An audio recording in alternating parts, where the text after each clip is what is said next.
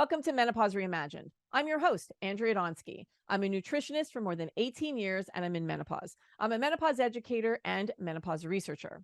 Today, I have a very special guest, but before I bring her in, I want to share something that I am super excited about. For the first time in Toronto, Canada, we are putting on a live in-person event called The Power of Menopause. This has been a dream of mine since 2018, and it is finally becoming a reality. I am hosting for the day, and we have an incredible lineup of more than 15 speakers who are talking about answers and solutions to perimenopause and menopause. I put the link below to register. The event is on October 21st, so it's coming up. It is Menopause Month. October is Menopause Month, so I hope you can join us. For those of you who don't live in Ontario, I know many of you are listening to this in different countries around the world. I am so grateful for you. Thank you for your emails. Thank you for your messages. I love hearing from you. You will be able to purchase the recordings after the event. So make sure you sign up for our newsletter. I'm going to put a link to that below as well, so that you will be alerted when they are available. So now it is time for me to introduce our special guest. Her name is Myra Giberovitch. She's a licensed social worker, educator, author, trauma specialist, consultant, and adjunct professor. She brings more than 33 years of experience in social work practice and teaching, focused on helping people cope with and recover from adversity and challenges. Her life's work with Holocaust survivors has taught her valuable life lessons about resilience, adaptation, and recovery. Myra teaches practical techniques that help individuals enhance their physical, mental, emotional, and spiritual well-being. She is passionate about empowering people to tap into their resilient mindsets, so they can cultivate confidence and hope as they cope with transitions and life's challenges. It fuels her commitment to be of service and provides her with meaning and purpose. And she's a very special person to me because she is also my mother. Now, here's Myra. Welcome to Menopause Reimagined, Myra. Thank you. Now, for many of you, you might have heard or seen my mother's videos on TikTok. You're a TikTok sensation on my page. I've had so many women say, we want your mom to have her own TikTok page. And the reason why they love you so much is because you talk about topics that are really important for us as we get into this phase of life. So I know that we want to focus on the psychological part of entering into this phase of life. So let's start with what is happening to us psychologically as we enter into perimenopause and menopause. So perimenopause is a developmental stage that intersects with our midlife search for self. Okay. That begins at approximately 35 years of age and lasts until our early 60s.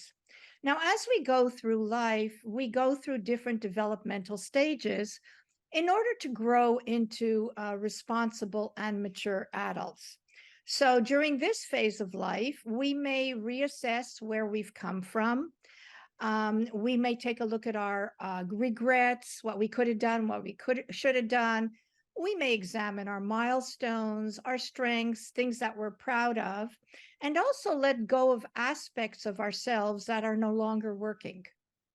So what you're saying is it's a reassessment of our life up to this point. Yes, exactly. So we may be taking a look at past unresolved issues or present ones. We may be examining our relationships, our ambitions, our relationship with our partners, with our parents. Some of us may be empty nesters. Children have moved out of the family home. And there are different responsibilities now. Maybe taking a look at our careers. Is this where we want to be at this stage of life? Some of us may have lost jobs and may be looking to redefine ourselves. And also we're experiencing health challenges, so menopausal symptoms and other challenges during this phase of life. So as you transition into menopause, I'd like you and I'd like people who are listening to this podcast to answer this question.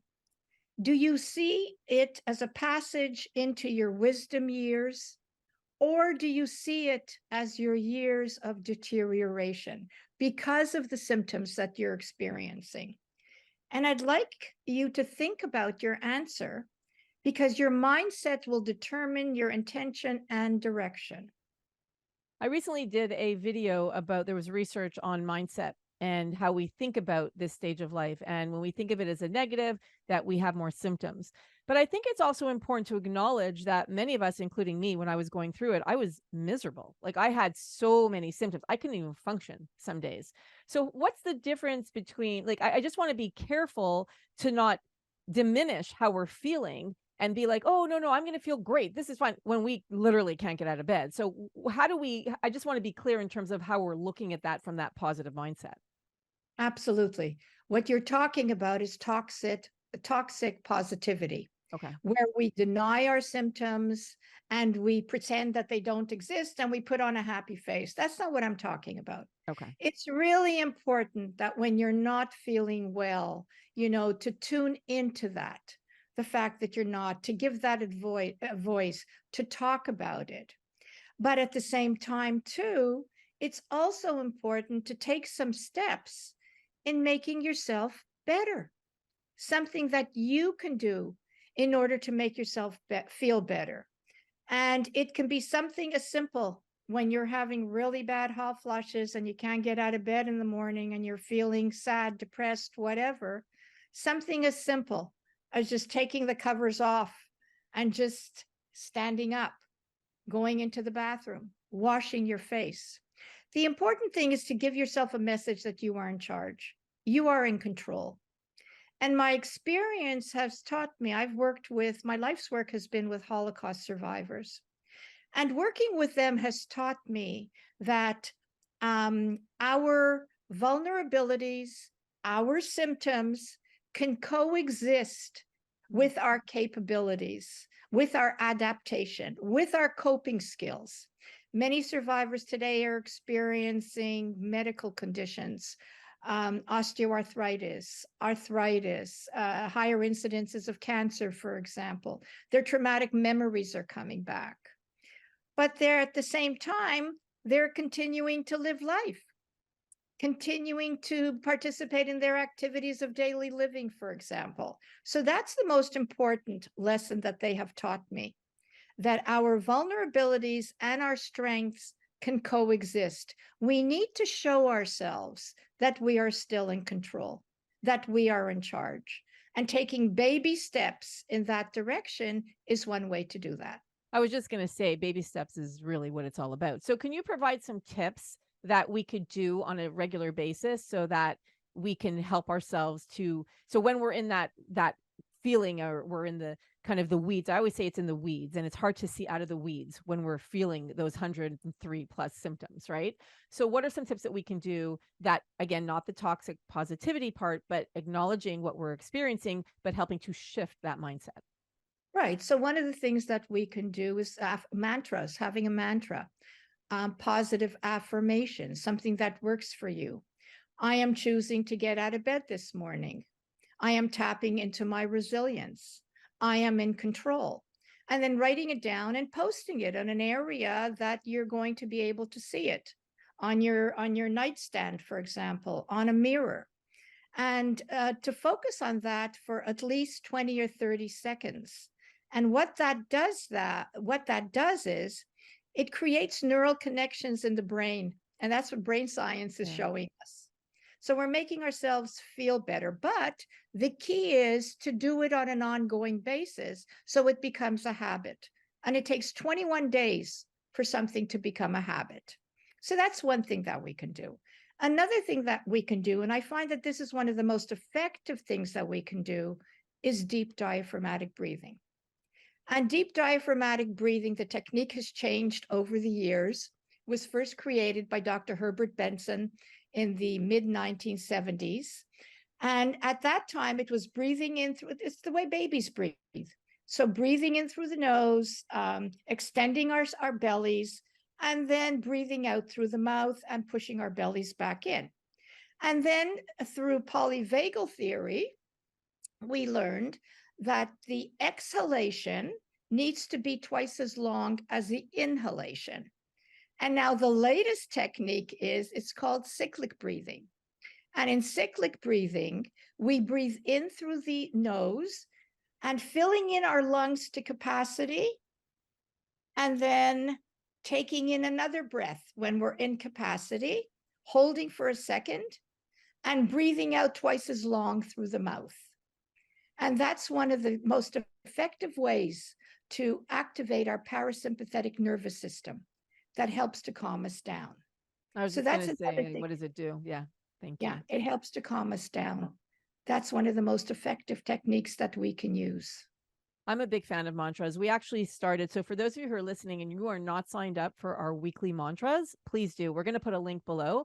So, we started that probably about a year ago, where we every Monday morning, we send out a mantra to the women who have signed up for it so that they can read it. And that's their mantra for the week. So, they say the same mantra. So, I am enough.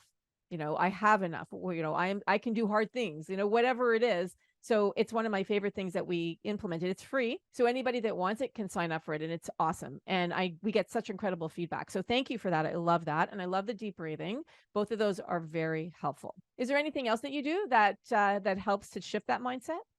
Yes, I start my day by sipping green tea, a powerful antioxidant. I also listen to calming music. I respond very well to that. I say some prayers, and I go out for a walk. And I go out for a walk in nature. And there's lots of research today into the benefits of nature. I actually recently posted the video. I was with you on the walk when we were walking in the forest, and I took, whenever my mom and I go for walks, I always take video of nature. And then I just posted it on our social media the other day, talking about how we can lower cortisol. So yes, Shinrin Roku, yes, amazing in terms of helping us to balance that, just to feel less stress, right? There's so much research behind that now, which is incredible. So I Yeah, love that. absolutely. And I encourage you to seek out strategies that work for you. Right. And so that's really important so that you have your own toolbox. Some Mhm. people like to practice yoga, some people like to exercise. Doesn't matter. What is it that works for you? And you create your own toolbox that you can then practice. Mhm. And I think mindset, I mean, it is such an important thing, especially as because we're not feeling good. Many of us are not feeling good. And although there are a lot of us that also feel amazing. I've heard from so many women that they feel incredible, that we're setting down boundaries now. We are reinventing ourselves. Like, there are so many positives of being in this phase of life too. I have to say, for me, it's been, I mean, obviously, as I was going through it and having so many symptoms, that part was really tough. But then once I came out on the other side, I definitely noticed a big change in my self-confidence. And, it's interesting. In the research that we did at Morphus through our surveys, and for those of you who have not filled out our research surveys, please do. We'll put a link to it below to get to the main page. But your feedback helps us so much to understand the symptomatology of perimenopause and menopause. What are the symptoms you're experiencing? One of those symptoms is a lack of self-esteem, especially as we're going through that transition. But once we're on the other side, I find that my self-esteem has improved a lot because I've realized my value. I realize all the work that I've done to this point. I've been able to understand, okay, here's my superpower, what I'm really good at, and then here's what I'm not so good at. So kind of seeing things more clearly. So there is a lot of positive as we do go into this phase of life that helps with that mindset. Yeah, absolutely. And what you're talking about is enhancing our self-esteem is just so important. It's an important starting point because self-esteem is the emotional value we have of ourselves, our self-perception. And we always have self-esteem. It's either high or low, usually somewhere in between. And with good self-esteem, we're in touch with our needs and we express them to people. We set boundaries. We're proud of our accomplishments. And we live a generally very healthy lifestyle because we feel that we are deserving of that. And then with low self-esteem, we turn to other people for validation. We surround ourselves with toxic people, people who continue to put us down, and we suffer from what's called the disease to please. So many of us do. Yeah, yeah. And the issue of assessing who we surround ourselves with is such an important one, be it in a romantic, intimate relationship, be it friendship. It's really important to take that assessment. And are we surrounding ourselves with toxic people, people who put us down, people who criticize us, people who don't lift us up, people that when we leave them, they're energy vampires. We feel depleted. Because the better we feel about ourselves, the better we respect and honor ourselves, the more we feel deserving of surrounding ourselves with people who lift us up. It's an important realization at this stage of our lives. And that's part of that reassessment that you were talking about in the beginning, that we're Yeah. taking, I call it inventory of self. I've come up with that term, is we're taking inventory of self. Yeah. What's working, what's not working, who do I want, what do I want more of, what do I want less of? And in some cases, that's relationships with friends. You've done several videos on relationships with friends. It could be a partner, it could be work, like you said before. So I think that's an important point to acknowledge and to really honor as we get into this phase of life, because it's such a great opportunity to be like, okay, so now I'm in the third act. What's working for me, what's not working for me, right? So especially for many of us, as our kids are getting older, moving out, I mean, a lot of us still have younger kids at home, including myself. I had babies in my 40s, if we have babies in our 40s or later. So it's an interesting time being in perimenopause and menopause at this juncture, because Gen Xers, we've got, many of us still have kids at home or their kids have left, and many of us still have aging, parents that we're taking care of. So I feel like it's a very, on one hand, it's like a very stressful time for many of us. And at the other hand, it's a time for us to really kind of have that reinvention. Let's talk about, because this is your superpower, talking about superpowers. Let's talk about caring for aging parents. So for those of us who have, whether it's parents or aunts and uncles, whatever it is, if we are caring, we are caregivers and caring for others, what are some things or some tips that you could share with us? Yeah. Well, I'd like to talk a little bit about the psychological dimension of being a caregiver, or sometimes it's called a caretaker. And by the way, the majority of caretakers, 70% are women. And women taking care of, let's say, their own families, but also their partners' families. Now, depending on the quality of the relationship during the earlier years, taking care of a parent people may respond in a very loving way, and they're very willing to do it. But if the parent was critical, if the parent neglected their children, there's going to be resistance. And in other words, it's payback time. You treated me that way when I was younger. I'm now going to treat you in a whatever disrespectful way. I'm going to neglect you. I'm not going to be in touch with your needs. I'm not going to meet them. So that's an important dimension of being a caregiver. Like, where are you at?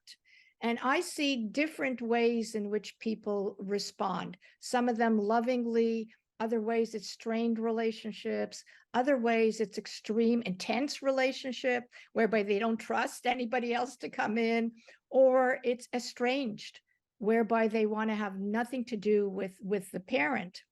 And many adult children feel overwhelmed because they are the sandwich generation, right? Yep. So they're taking care of if they have families, they're taking care of their own nuclear family, children, and then also now meeting the needs of their aging parents. And so, who do I give my loyalties to? And it's particularly difficult for only children who have no siblings, where the onus of responsibility falls on them. Yeah. And there's also what I call the unresolved parent-child dynamic, whereby parents have controlled their children's lives and didn't respect their autonomy or encourage their independence. And children are pleasers. They want to please their parents, and they leave their parents sometimes in very difficult situations. And sometimes a crisis happens before they take charge of the relationship. So there's all that. There's also intense feelings. People feel guilty, women especially. I'm not doing enough. And this leads to burnout. It leads to anger. It leads to frustration. I'd also want to talk a little bit about the social dimension. There are differences because in different ethnocultures, there's more of a focus on respecting older people, respecting their wisdom. So in China, for example, in Japan and Southeast Asia. So there is a difference. So legal aspects are important. Advanced directives are important. End of life planning is important. I've worked with families where the children didn't know anything about their parents' finances. There was no will. There was no mandate in case of incapacity. So if they become disabled, do they want to be resuscitated, for example, if they have a heart attack or a stroke? Those are important considerations. So it's important to have a list of documents. It really helps with finalizing the estate when a parent dies. There's also workplace disruptions. Some adult children, offspring, take a leave of absence. They lose pay. So there's financial considerations. So there's a whole host of issues.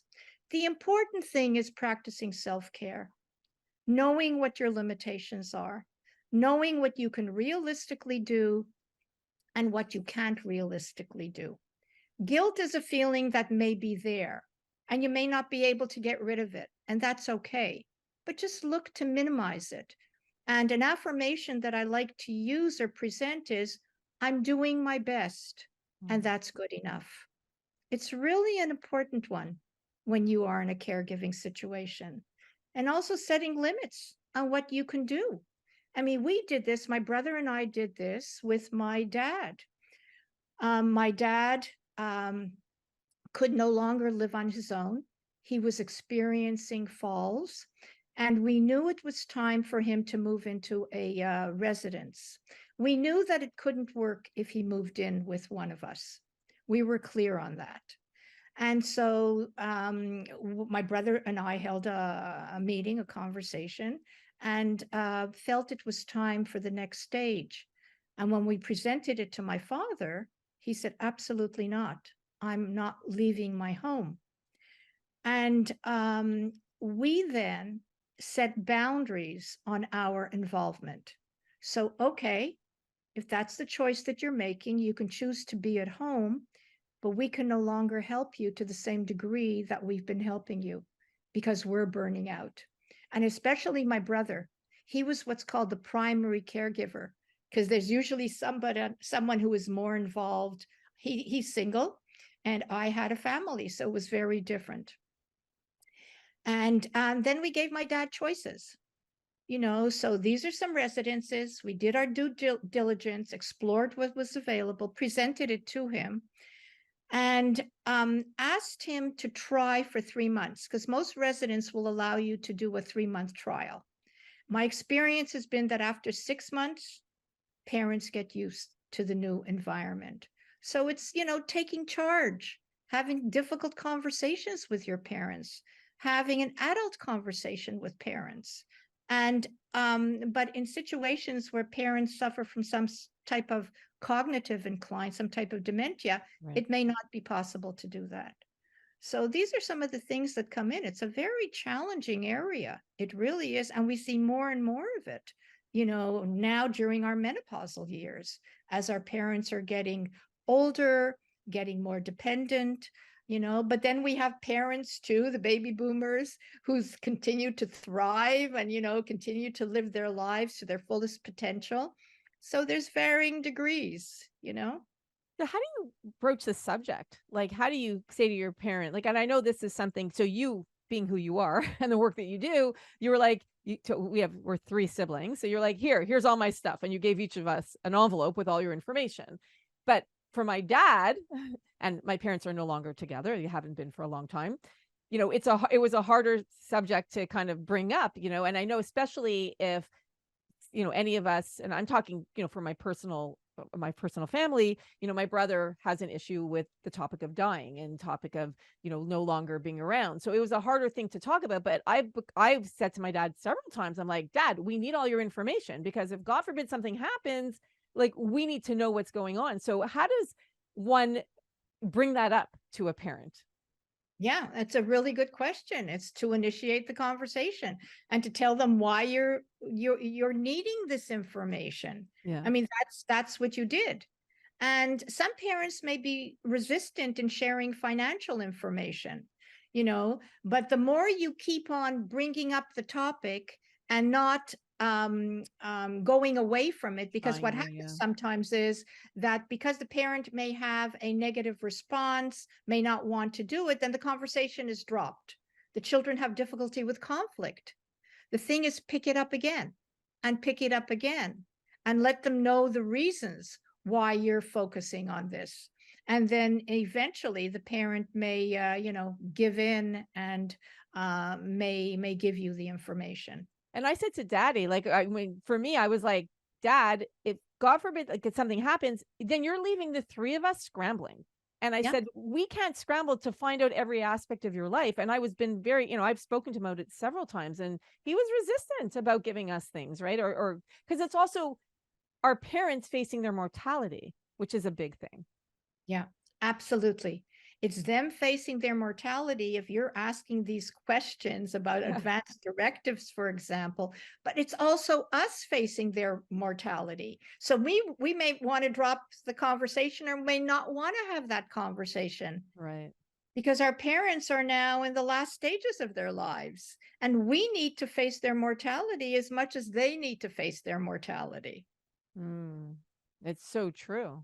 I mean, Yeah. I can't even imagine you not being around. You're like my best friend. like, and I think about that. I'm like, oh my God, like it's so, but it's so true. Like having that thought that your parents might not be around. So, but for Daddy, like he's in his 80s, and I keep, I'm still waiting for it. Let's put it that way. I'm still waiting to get everything. And I've brought up the topic many times. So are there any tips that you could provide us to, so you're saying keep going, keep asking the questions. What about being sensitive to the topic? So for those of us who haven't spoken to a parent about it yet, what are some ways that we can approach the language? Yeah. So I dealt with this in one situation because the parent of this woman, he was in the hospital and they didn't know if he was going to make it. And then to start with, acknowledging your discomfort, dad or mom, I'm having great difficulty bringing up this topic with you. And I hope you understand the reason why I'm bringing it up. But I really need to know, I need to know more information about what your wishes are. I love you. And I want to make sure that your wishes are respected and that I will abide by what your wishes are. So please work with me. Please, please, please work with me because it will be so much easier for me. And that approach, a sensitive, loving type of approach generally works. And what about for a child who doesn't have a great relationship with their aging parent? Well, they have a decision to make. They have a decision to make if they want to have this conversation with their parent. And if they do, again, to have an adult conversation with them. There's some info. So to approach the parent, I know that we haven't had a close relationship over the years. And if they want to have a better, closer relationship, then to say that at this stage of your life, I really would like us to become closer. But you can't go right into advanced directives if you've had a strange relationship, right? It looks like all you want is their financial assets. So you need to be careful about that. You need to first begin to build the relationship, before you go into that direction.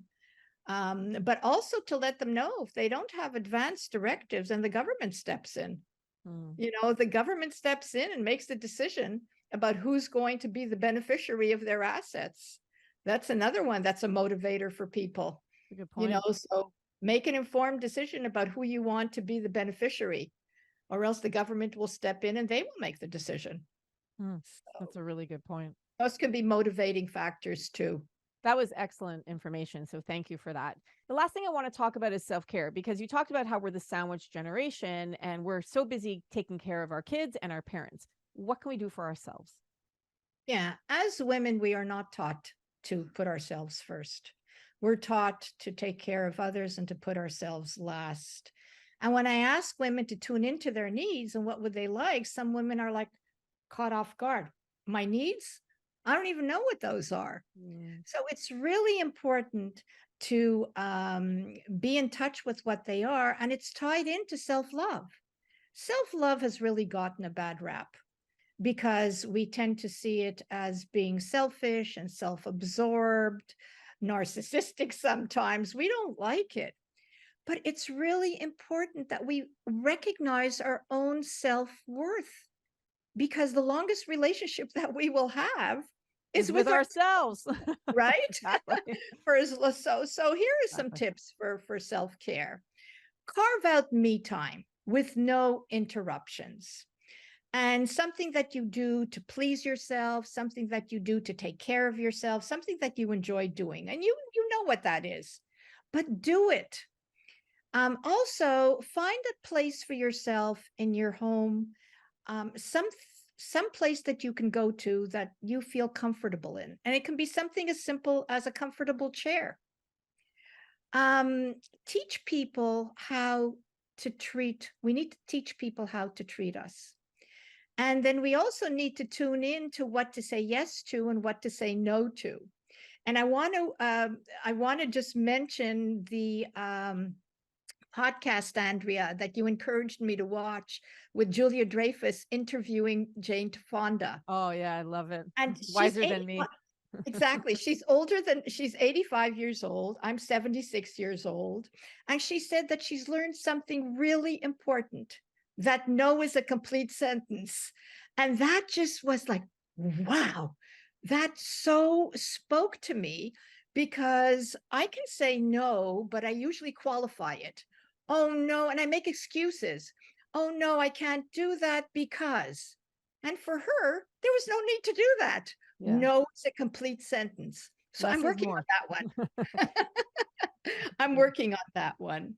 And also injecting glimmers into our lives. I love the term glimmers.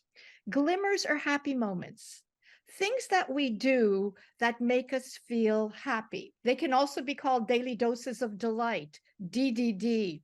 And I like to do it when I go out for my daily walks. So I focus on a robin, I focus on a squirrel, I focus on a leaf. Now the leaves are falling here in Toronto, the beautiful colors of the different maple leaves. I focus on that, something that makes me feel happy.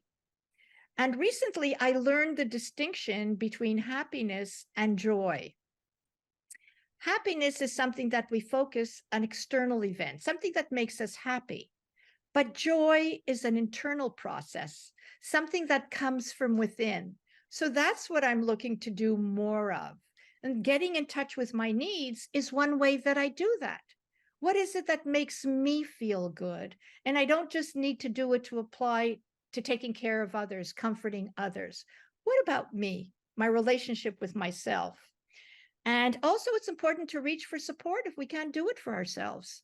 Reach for support by a friend, a family member, a therapist. Yeah, And the ask for following help. affirmation that I use is, I am important enough to do this for myself. I like that. I am important enough to do this for myself. Everyone repeat in your head, if you're in a busy place, or or out loud, I am important enough to do this for myself. I Yeah. am important enough to do this for myself. I love that. Oh, I got the shivers. I like that. I am Yeah. important enough to do this for myself. And I think that's the key, right? Because we're getting, so many of us are pulled in a million directions.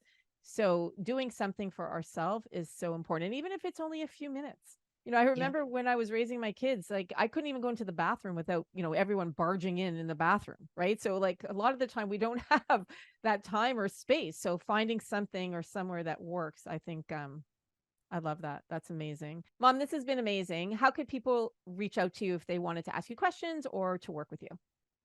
You can reach out to me through my website, www.myragiberovitch.com, and I'll be happy to get back to you. Perfect. And you will be at our live event on October 23rd. So if you come in person, you'll get to meet my mom and you'll get to meet me. So I'm so excited. This has been fabulous, amazing tips, and we really appreciate your time. Thank you. It was a pleasure. Always is a pleasure to be with you. So thank you for inviting me. That was amazing. And not only because it was my mom, but it was such good information, especially as caregivers. We are the sandwich generation, ladies, and understanding how to take care of our families and our aging parents. That was priceless. I just loved her tips and loved her information. If you loved our podcast and our interview today, please share it, because the more you share shows you care. And please leave a review, because your reviews mean the world to me. So please let me know what you think about our podcast, Menopause Reimagined. Thank you for spending the last hour or so with me. I'll see you at the next interview.